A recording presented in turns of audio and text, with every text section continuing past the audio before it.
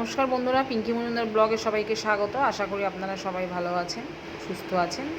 আপনাদের আশীর্বাদে আমিও ভালো আছি। আজকে তৈরি করছি বাটা মাছের ঝাল। তো বাটা মাছগুলোকে প্রথমে ভালো করে ধুয়ে নুন হলুদ মাখিয়ে ভেজে নিয়েছি। এরপর এতে একে একে দিয়ে দেবো কাঁচা লঙ্কা, তারপর এতে দেবো কালো জিরে, এরপরে এতে দিয়ে দেবো টমেটো কুচিয়ে রাখা, দিয়ে এটাকে ভালো করে মশলাটাকে ভালো করে পেস্ট করে নেবো, যাতে করে টমেটোটা একটু ভালো মতো গলে যায়।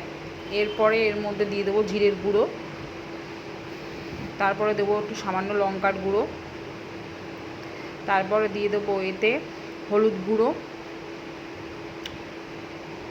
এরপরে এর মধ্যে দেবো একটু নুন পরিমাণ মতো, এরপরে দেবো সামান্য পরিমাণে একটু জল, যাতে মশলাটা যাতে পুড়ে না যায়।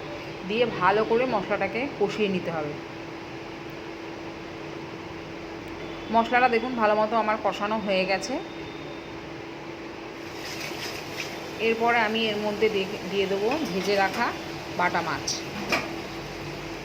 ভেজে রাখা বাটা মাছগুলো ভালো মতো দিয়ে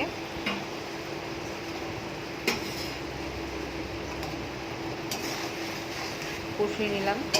ভালো করে কষিয়ে নেওয়া হয়ে গেছে।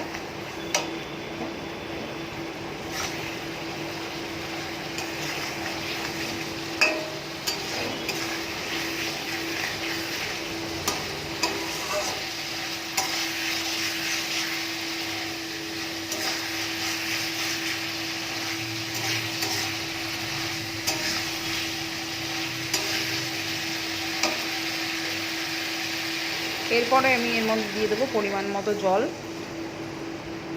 দিয়ে কিছুক্ষণ এটাকে ফুটতে দেব ঢাকা দিয়ে।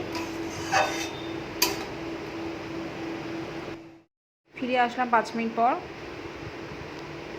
তৈরি হয়ে গেছে আমার পুরোপুরি। এরপর এর মধ্যে একটু ধনেপাতা কুচি দিয়ে দেবো। ধনেপাতা কুচি দিয়ে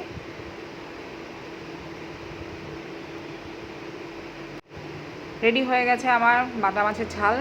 তো আজকের রেসিপিটা আপনাদের কেমন লাগলো অতি অবশ্যই কমেন্ট এবং শেয়ার করার অনুরোধ রইল। আজকের মতো টাটা। ভালো থাকবেন, সুস্থ থাকবেন।